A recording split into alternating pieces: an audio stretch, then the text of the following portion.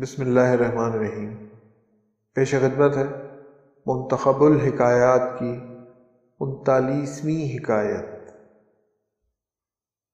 ایک غریب اور مفلس کو خدا نے تھوڑے دنوں میں امیر کبیر بنا دیا۔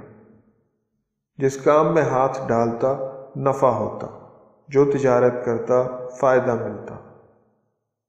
تو وہ شخص لوگوں میں اپنی دانشمندی اور تدبیر کی تعریف کرتا کہ یہ دولت میں نے اپنی عقل کے زور سے پیدا کی ہے۔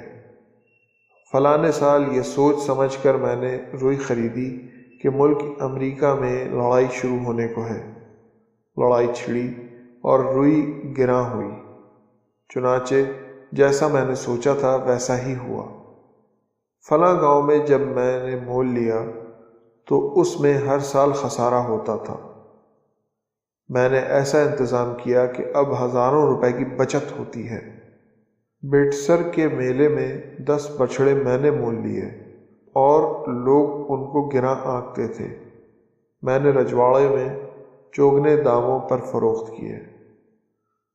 غرض اسی طرح ہزاروں مثالیں لوگوں کے روبرو بیان کرتا تھا۔ چند روز بعد زمانے کی گردش اور بد اقبالی نے اس کو گھیرا۔ 2 برس میں خالی ہاتھ رہ گیا۔ مکان گرنے شروع ہوئے، کرایہ داروں نے کرایہ کی 1 کوڑی نہ دی، گاؤں میں پانی نہ برسا اور کچھ اناج پیدا نہ ہوا۔ گائے، بھینس، گھوڑا، اونٹ سب کے سب ایسی وبا آئی کہ فنا ہو گئے۔ گھر میں آگ لگی، تمام اسباب جل کر خاک ہو گیا۔ نقد جو کچھ تھا چوری ہو گیا۔ تو وہ شخص قسمت کو برا کہتا۔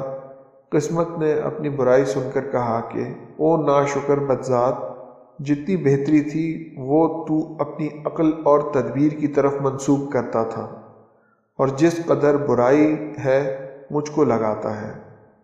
حاصل، آدمی کا دستور ہے کہ جب خوشحال ہوتا ہے تو اس کو اپنی کوشش پر ناز ہوتا ہے، اور جب مبتلا مصیبت ہوتا ہے تو تقدیر کو برا کہتا ہے۔ شکریہ۔